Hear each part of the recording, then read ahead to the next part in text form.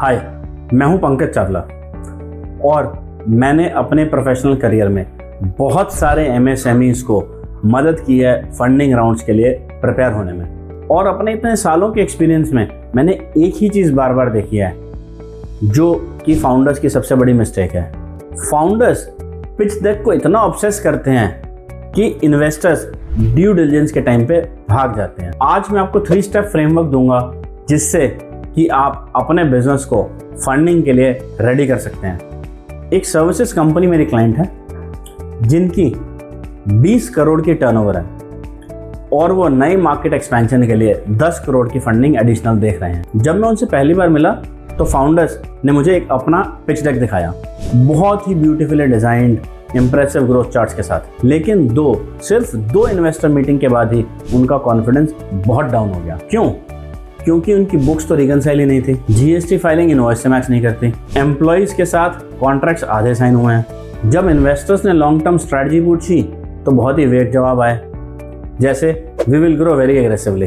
एक इन्वेस्टर ने तो सीधा यहाँ तक कह दिया कि अगर 20 करोड़ की कंपनी में कंप्लायंसेस नहीं मैनेज हो पा रहे तो 100 करोड़ की कंपनी हो जाएगी, तो कैसे मैनेज होंगे कंप्लायंसेस। फाउंडर ने 8 लाख रुपए खर्च किए पिच डेक बनवाने, बाकी डॉक्यूमेंट्स करने में, मीटिंग अरेंज करने तक में, लेकिन सारा का सारा पैसा वेस्ट हो गया। क्यों? क्योंकि फाउंडेशन ही बहुत वीक थी।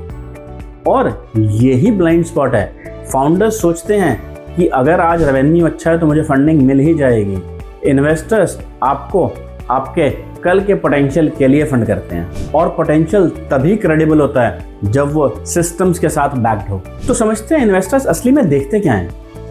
3 चीजें। Number 1, documented strategy. वो क्लैरिटी चाहते हैं आपके गोल्स पे, मार्केट्स पे, रिस्क्स पे on a piece of paper. दूसरा, वो क्लीन फाइनेंशियल्स चाहते हैं। वो 1 साल का ऑडिट नहीं चाहते, वो चाहते हैं कि बुक्स हर महीने रिकनसाइल्ड हो, टैक्स कंप्लायंसेस सारे क्लियर हों। और तीसरा, वो चाहते हैं ग्रोथ स्टोरी, एक क्रेडिबल पाथ जो माइलस्टोन्स, एजम्पशंस और डेटा बैक्ड हो। ऐसा सोचिए कि आप कार खरीदने गए हैं तो कार के कलर की शाइन मतलब पिच डेक के बेसिस पे क्या आप कार खरीदेंगे?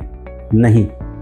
आप भी चाहेंगे मैं उसकी इंजन की कैपेसिटी देखूं, मैं देखूं कि वो गाड़ी रोड पे कैसे चलती है, उसकी सर्विस हिस्ट्री देखूं, उसकी वर्दीनेस देखूं। इन्वेस्टर्स को भी आपके बिजनेस का इंजन क्रेडिबल ही चाहिए। तो आइए ये 3 स्टेप फ्रेमवर्क फॉलो करेंगे हम आगे से।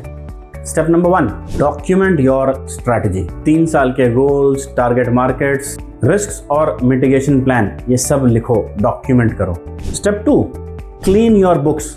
फुल रिकंसिलेशन करो, रेगुलर ऑडिट्स कराओ, जीएसटी कंप्लायंसेस मंथली मैच करो, मंथ एंड पे सारे बुक्स के नंबर्स को आप रिव्यू करो, सारे के सारे एरर्स फिक्स करो और सारे कॉन्ट्रैक्ट्स को अपडेट करो।